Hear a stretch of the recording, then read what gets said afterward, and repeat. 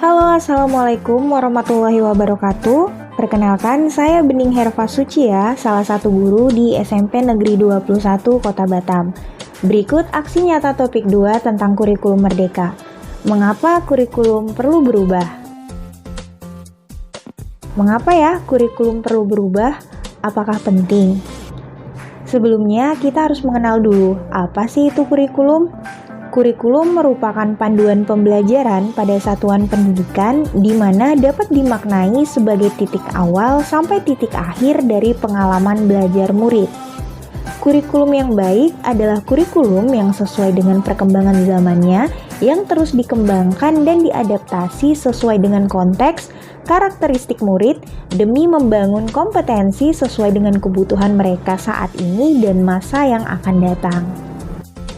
Peran dan fungsi kurikulum.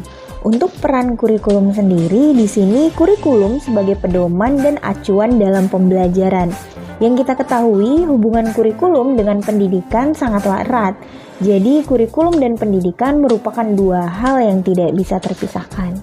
Kurikulum menjadi pedoman dasar dalam setiap proses pembelajaran. Oleh karena itu, keberhasilan dan kegagalan suatu proses pendidikan, mampu dan tidaknya peserta didik menyerap materi pembelajaran, tercapai atau tidaknya tujuan pendidikan bergantung pada kurikulum yang digunakan.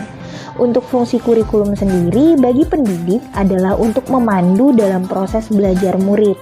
Di sini fungsi kurikulum akan sangat berguna dalam penerapan cara mengajar nantinya. Pendidik atau guru akan merasa sangat terbantu dengan adanya kurikulum, karena mereka dapat mengajar dengan mengikut struktur yang telah dibuat dalam penyampaian materi maupun evaluasi yang akan dilakukan terhadap peserta didik nantinya.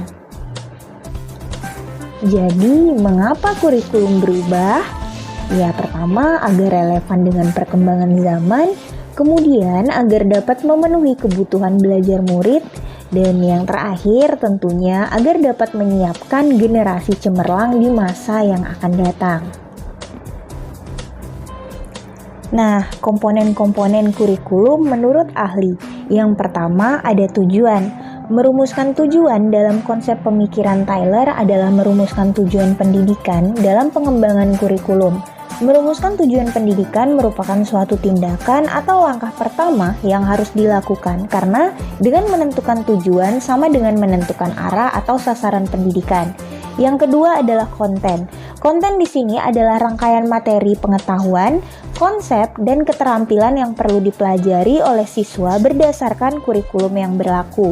Sedangkan yang ketiga adalah metode atau cara. Ini sama dengan pengalaman belajar.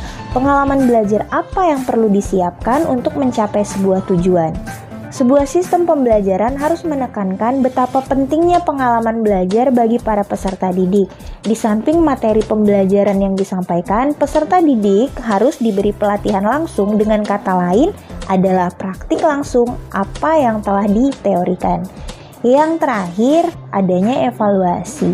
Evaluasi dilakukan untuk mengetahui apakah tujuan yang telah ditetapkan dalam kurikulum tercapai atau tidak tercapai. Jadi, apakah kurikulum dapat berubah?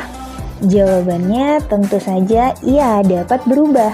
Karena kurikulum bersifat dinamis dan terus diadaptasi sesuai konteks dan kebutuhan murid untuk membangun kompetensi sesuai masa kini dan masa yang akan datang. Jadi, kesimpulan dari video kali ini, kurikulum harus berubah sesuai dengan perkembangan zamannya, pembelajaran harus menyesuaikan dengan kebutuhan dan minat murid, dan dengan adanya kurikulum merdeka, pembelajaran berpusat pada murid akan terwujud sesuai dengan tujuan pendidikan. Baik Bapak Ibu Guru hebat, sekian dulu video dari saya ucapkan terima kasih dan Assalamualaikum warahmatullahi wabarakatuh.